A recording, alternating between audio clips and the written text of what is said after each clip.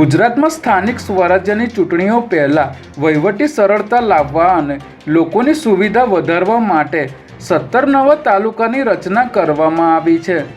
મુખ્યમંત્રી ભૂપેન્દ્ર પટેલના અધ્યક્ષસ્થાને આજે યોજાયેલી કેબિનેટ બેઠકમાં આ મુદ્દે ચર્ચા કરવામાં આવી હતી, જેમાં નવા તાલુકાઓની રચના માટે સૈદ્ધાંતિક મંજૂરી મળી છે.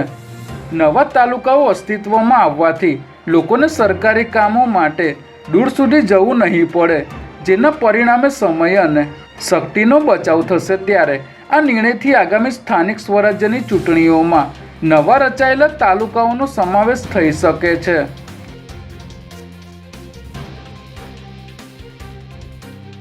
અમદાવાદ ક્રાઇમ બ્રાન્ચે અડાલજ વિસ્તારમાં બનેલ ક્રૂર હત્યા કેસનો ભેદ ઉકેલી આરોપી વિપુલ પરમારને ઝડપી લીધો છે.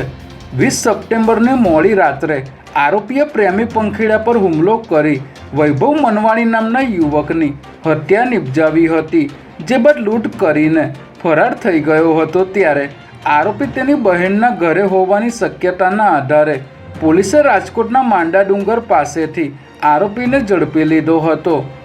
આરોપીની કસ્ટડી અડાલજ પોલીસને સોંપી દેવામાં આવી છે. ત્યારે હવે આ કેસની તપાસમાં અનેક મોટા ખુલાસાઓ થઈ શકે છે.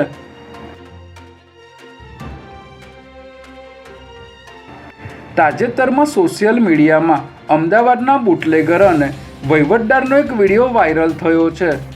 ઇન્સ્ટાગ્રામ પર વાયરલ થયેલા વિડીયોમાં બુટલેગરને પૈસા પહોંચાડવાની વાત કરવામાં આવે છે અને જો પૈસા નહીં પહોંચાડવામાં આવે તો સાહેબ જાતે ફોન કરશે તેવું પણ કહેવામાં આવે છે. આ વિડીયોમાં અમરાઈવાડી પોલીસ સ્ટેશન વિસ્તારમાં દારૂનો અડ્ડો ચલાવવા માટેની પરમિશનના 60 લાખ રૂપિયા આપવાની વાત કરવામાં આવતી હોય તેવી શક્યતા છે. ત્યારે ઝોન 5 ડીસીપી જીતેન્દ્ર અગ્રવાલે આ વિડીયો જૂનો હોવાનું અને સેક્ટર 2માં સંજયસિંહ નામનો કોઈ વ્યક્તિ કામ કરતો ન હોવાનું જણાવ્યું હતું.